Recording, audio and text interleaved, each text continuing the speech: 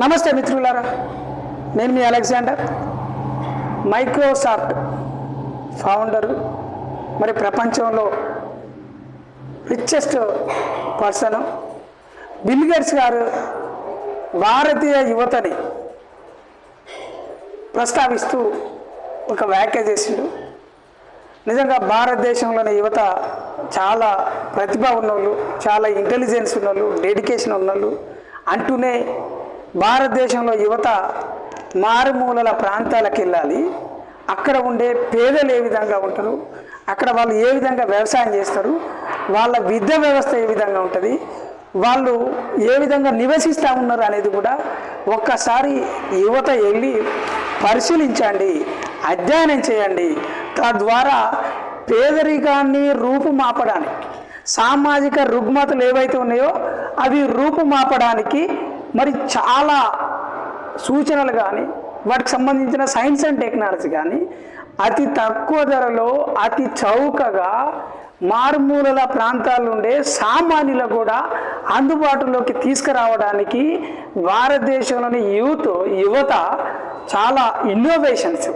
గొప్ప గొప్ప పరికరాలు కనిపెడతా ఉన్నారు. వీళ్ళు కనుక మారుమూల ప్రాంతంలో పోయి పేదల యొక్క జీవన పరిస్థితులు,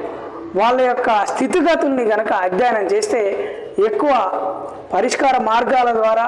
తద్వారా పేదరికాన్ని రూపుమాపడానికి, మరి సర్వతోముఖాభివృద్ధికి భారతదేశం ఒక ముందడుగు వేయడానికి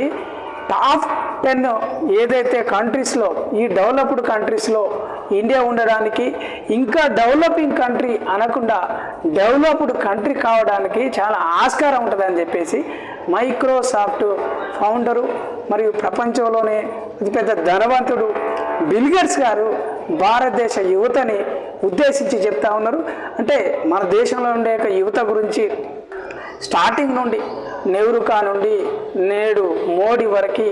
మరి ప్రత్యేకంగా మరి ఒక బాబాసాహెబ్ అంబేద్కర్ చెప్పినా, లేదు అని అంటే డాక్టర్ ఏపీజే అబ్దుల్ కలాం గారు చెప్పినా,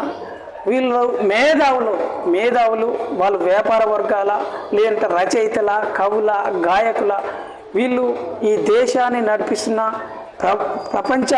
వ్యవస్థలు నడిపిస్తున్న దాంట్లో యువత పాత్ర ముఖ్యం ఉంటుంది కనుక యువత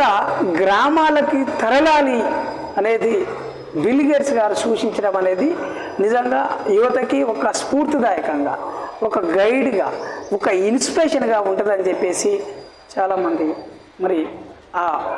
ఏదైతే బిల్ గేట్స్ గారు చెప్పిన ఆ వ్యాఖ్య ఉందో, ఆయన చేసిన స్టేట్మెంట్ ఏదైతే ఉందో దాన్ని ఆచరించదగ్గదిగా వీళ్ళు చెప్తా ఉన్నారు.